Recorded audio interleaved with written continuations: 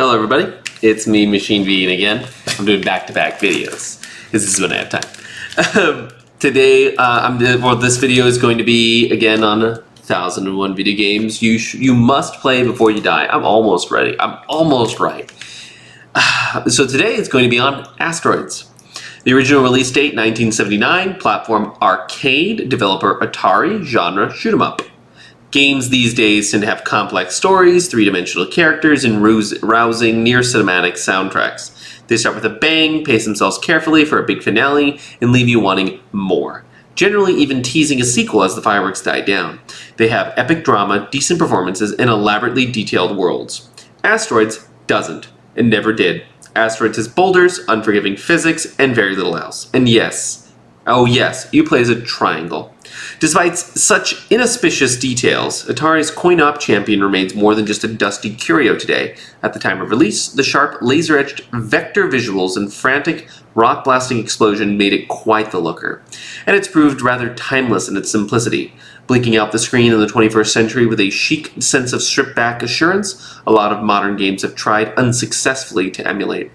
More importantly, though, is the quality of the gameplay itself. Asteroids is still good for a sweaty half hour as you blast chunks of space matter into shrapnel, dodge the oncoming debris by boosting cautiously around the screen, and lie in wait for the points-heavy flying saucer that twitters through the mayhem every so often, just itching to be blown to pieces. A stark, high-scoring compulsion, Asteroids is a lot smarter than it looks. Veteran Atari developer Ed Logg was something of a perfectionist, paying attention to everything from the heft of the game's physics to the peculiar, memorable leaderboard font, and his craftsmanship shows in every facet of the game.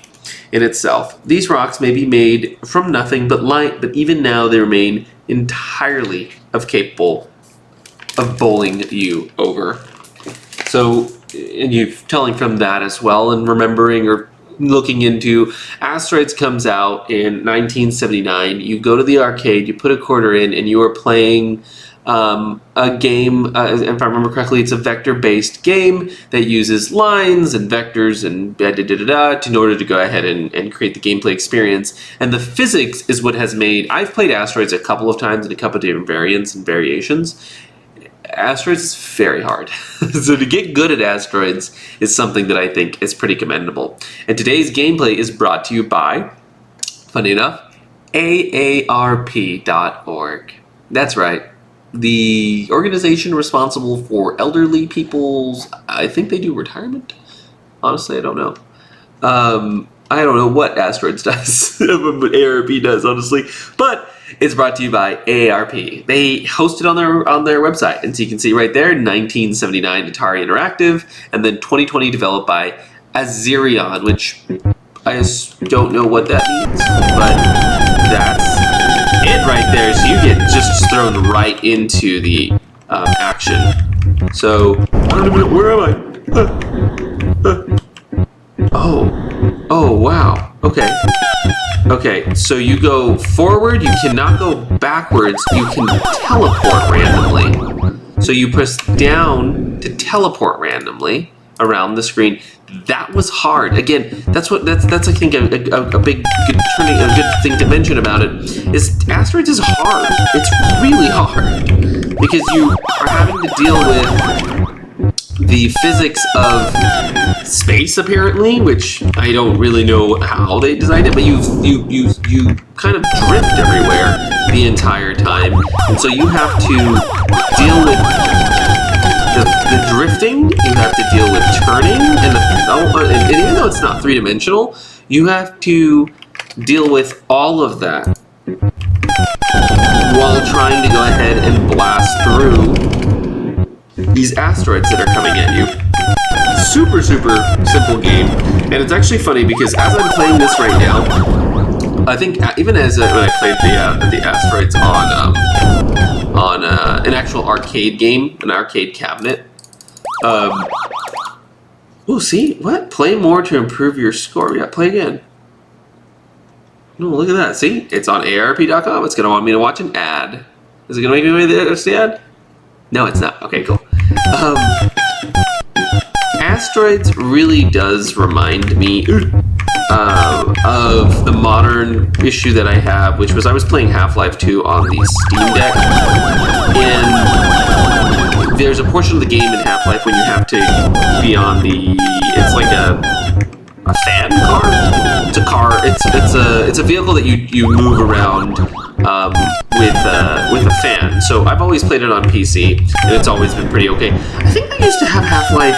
Yeah, they did. They had ported it at one point to the Xbox, and I played it on the Xbox too. But in the game, when you're on the Steam Deck, since the Steam Deck is a handheld device, you shoot, you push the vehicle forward with the right trigger, and you shoot with one of the back buttons.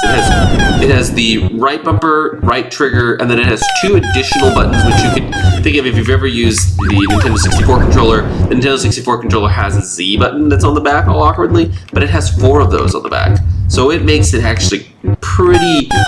You have to rewire a portion. You have to rewire those neurons in your brain in order to play it, and that's kind of the way that this reminds me of that, because you're having to, even though it's only how many buttons am I using?